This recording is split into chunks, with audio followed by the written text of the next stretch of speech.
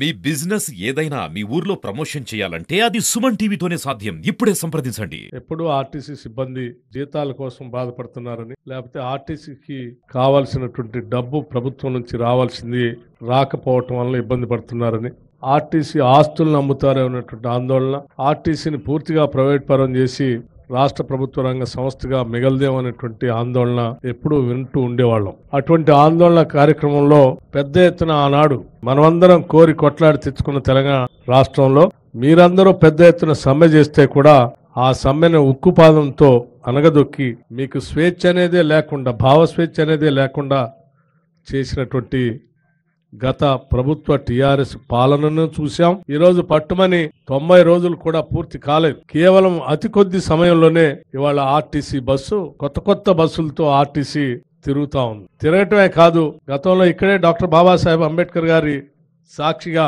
100 బస్సుల్ని ప్రారంభోత్సవం చేసుకున్నాం, కొత్త బస్సులు. మళ్ళీ తిరిగి ఈరోజు ఎలక్ట్రిక్ బస్సులు 25 బస్సులు ఈరోజు నాన్ ఏసీ బస్సుల్ని ఈరోజు కొత్త ప్రారంభోత్సవం చేసుకుంటున్నాం. ఆర్టీసీ నష్టాల్లో ఉన్నటువంటి ఆర్టీసీ ఇవాళ ఆపరేషనల్ ప్రాఫిట్లోకి వచ్చి భవిష్యత్తులో పూర్తి లాభాల్లోకి వచ్చేటువంటి క్రమంలో అడుగులు ముందుకేస్తా ఉంది. నిజంగా ఇది తెలంగాణ రాష్ట్ర ప్రభుత్వానికే కాదు, తెలంగాణ ప్రజలకు కూడా గర్వకారణంగా నేను భావిస్తా ఉన్నాను. ఈ రాష్ట్రంలో రెండు ప్రభుత్వ రంగ సంస్థలు, ఒకటి సింగరేణి ప్రభుత్వ రంగ సంస్థ, అది కూడా దాదాపు 45,000 మంది ఉద్యోగస్తులతో ప్రభుత్వ రంగ సంస్థగా ఉంది. ఆర్టీసీ కూడా దాదాపు 44,000 మంది పైబడి ఉద్యోగస్తులతో ఒక ప్రభుత్వ రంగ సంస్థ పెద్ద ఎత్తున నడుస్తూ ఉంది అని అంటే, ఈ రెండు సంస్థల్ని కాపాడుకోవటం ఈ రాష్ట్ర ప్రభుత్వం యొక్క సంకల్పం, బాధ్యత.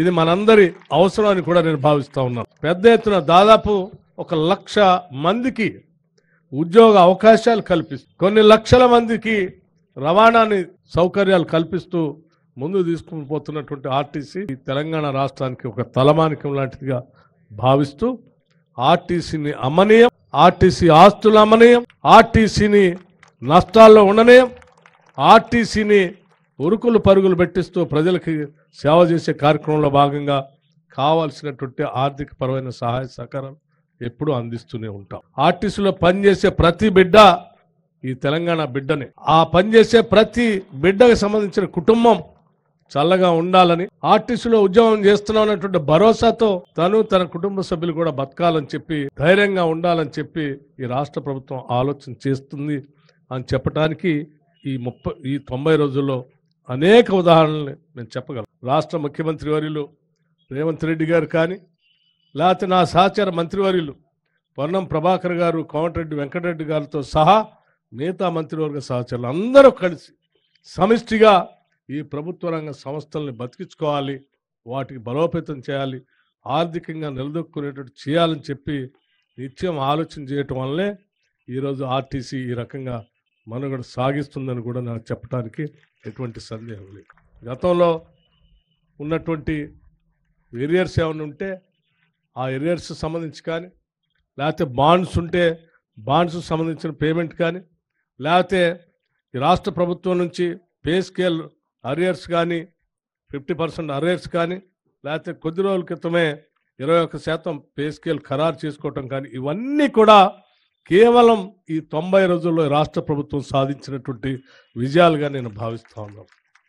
ఈరోజు ఆర్టీసీ బస్సుల్లో మహిళలు, మనం అందరం మహాలక్ష్మిలాగా గౌరవించేటువంటి మన మహిళలు ఉచితంగా గర్వంగా ఆర్టీసీ బస్సులో ఎక్కి, ఈ బస్సు నాది, నా కోసం నా ప్రభుత్వం ఉచితంగా తిరగటానికి నేను గౌరవిస్తూ నా కోసం ఏర్పాటు చేసినటువంటి రవాణా వ్యవస్థ అని చెప్పి తలెత్తుకొని వాళ్ళంతా తిరుగుతూ ఉంటే అంతకంటే ఆనందం ఈ రాష్ట్ర ప్రభుత్వానికి ఇది అవసరం లేదని కూడా మేము చాలా స్పష్టంగా చెప్తా ఉన్నాం. అలా తిరిగేటువంటి ప్రతి మహిళ సంబంధించిన రవాణాకు సంబంధించిన టికెట్ సంబంధించి గతంలో లాగా ప్రభుత్వాలు డబ్బులు చెల్లించకుండా మేము ప్రకటించాం, మీరు నడపండి అని చెప్పి వదిలేయట్లేదు. మేము ఎక్కే ప్రతి మహిళకు సంబంధించిన టికెట్కి సంబంధించి అనాపైసతో సహా లెక్కగట్టి ఆర్టీసీకి రాష్ట్ర ప్రభుత్వం డబ్బులు అనాపైసతో లెక్కగట్టి మీకు ఇస్తూ ఉన్నాం. అలా ఇవ్వబట్టే ఈరోజు ఆర్టీసీ బస్సులన్నీ నిండుగా వెళ్తూ ఉన్నాయి, ఫుల్ అవుతూ ఉన్నాయి, ఎక్కడ తిరిగినా కానీ కళకళలాడుతూ ఉన్నాయి.